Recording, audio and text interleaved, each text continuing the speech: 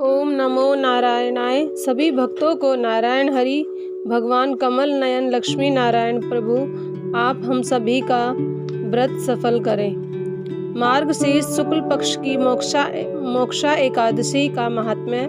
युधिष्ठिर बोले, देव देवेश्वर, मैं पूछता हूँ, मार्गशीर्ष के माघ मास की शुक्ल पक्ष में जो एकादशी होती है उसका क्या नाम है, कौन सी विधि है तथा उसमें किस देवता का पूजन किया जाता है? स्वामीन, यह सब यथार्थ रूप से बताइए। श्री कृष्ण ने कहा, नृपश्रेष्ठ, मार्ग मास के कृष्ण पक्ष में उत्पत्ति यानी कि उत्पन्ना नाम की एकादशी होती है, जिसका वर्णन मैंने तुम्हारे समक्ष कर दिया है।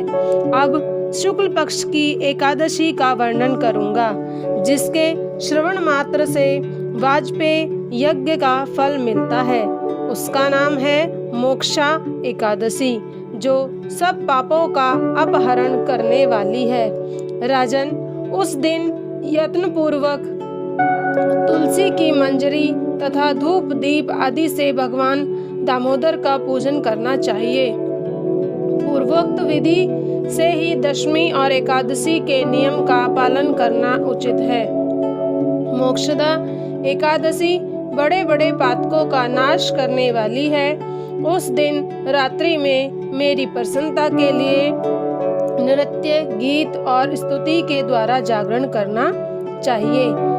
जिसके पितर पापवश नीच योनि में पड़े हों, वे इसका पुण्य दान करने से मोक्ष को प्राप्त होते हैं। इसमें तनिक भी संदेह नहीं है।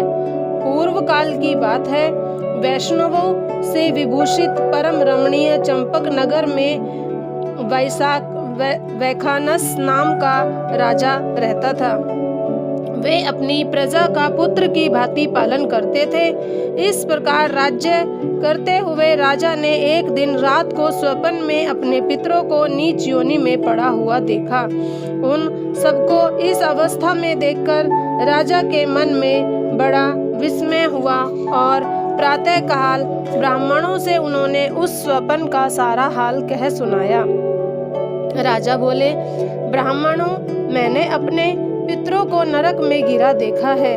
वे बारंबार रोते हुए मुझसे यूं कह रहे थे कि तुम हमारे तनुज हो, इसलिए इस नरक समुद्र से हम लोगों का उद्धार करो। द्विजवरों, इस रूप में मुझे पितरों के दर्शन हुए हैं। मुझे चैन नहीं मिल रहा है। क्या करूं, कहाँ जाऊं? मेरा हृदय रुंधा जा रहा है।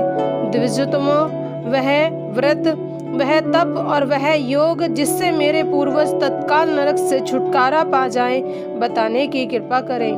मुझ बलवान व साहसी पुत्र के जीते जी मेरे माता पिता घोर नरक में पड़े हुए हैं, अतः ऐसे पुत्र से क्या लाभ है? ब्राह्मण बोले, राजन, यहाँ से निकट ही पर्वत मुनि का महान आश्रम है। वे भूत और भविष्य के भी ज्ञाता हैं। नृपश्रेष्ठ, आप उन्हीं के पास चले जाइए। ब्राह्मणों की बात सुनकर महाराज वैखानस शीघ्र ही पर्वत मुनि के आश्रम पर गए और वहां उन श्रेष्ठ मुनि को देखकर उन्होंने दंडवत प्रणाम करके मुनि के चरणों को स्पर्श किया। मुनि ने भी राजा से राज्य के 7 अंगों की कुशल पूछी। राजा बोले, स्वामीन, आपकी कृपा से मेरे राज्य के 7 अंग सकुशल हैं, किंतु मैंने स्वप्न में देखा है कि मेरे पितर नरक में पड़े हैं। अतः बताइए, किस पुण्य के प्रभाव से उनका वहां से छुटकारा होगा? राजा की यह बात सुनकर मुनि श्रेष्ठ पर्वत एक मुहूर्त तक ध्यानस्थ रहे। इसके बाद वे राजा से बोले, महाराज, मार्ग शीर्ष मास के शुक्ल पक्ष में जो मोक्षा नाम की एकादशी होती है, तुम सब लोग उसका व्रत करो और उसका पुण्य पितरों को दे डालो। उस पुण्य के प्रभाव से उस नरक से उद्धार हो जाएगा। भगवान श्री कृष्ण कहते हैं, युधिष्ठिर, मुनि की यह बात सुनकर राजा पुनः अपने घर लौट आए। जब उत्तम मार्ग शीर्ष मास आया, तब राजा नस ने मुनि के कथनानुसार मोक्षा एकादशी का व्रत करके उसका पुण्य समस्त पितरों सहित पिता को दे दिया। पुण्य देते ही क्षण भर में आकाश से फूलों की वर्षा होने लगी। बैखानस के पिता पितरों सहित नरक से छुटकारा पा गए और आकाश में आकर राजा के प्रति यह पवित्र वचन बोले, बेटा तुम्हारा कल्याण हो।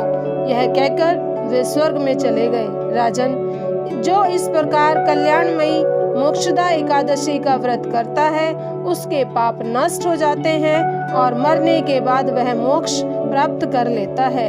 यह मोक्ष देने वाली मोक्षा एकादशी मनुष्यों के लिए चिंतामणि के समान समस्त कामनाओं को पूर्ण करने वाली है। इस महात्म्य के पढ़ने और सुनने से वाजपेय यज्ञ का फल मिलता है। ओम नमो नारायणाय। यहाँ यह कथा समाप्त होती है। भगवान हरि सबका कल्याण करें, सबका व्रत सफल करें और सबके पितरों को अच्छी योनि प्रदान करें। ओम नमो भगवते वासुदेवाय नमः।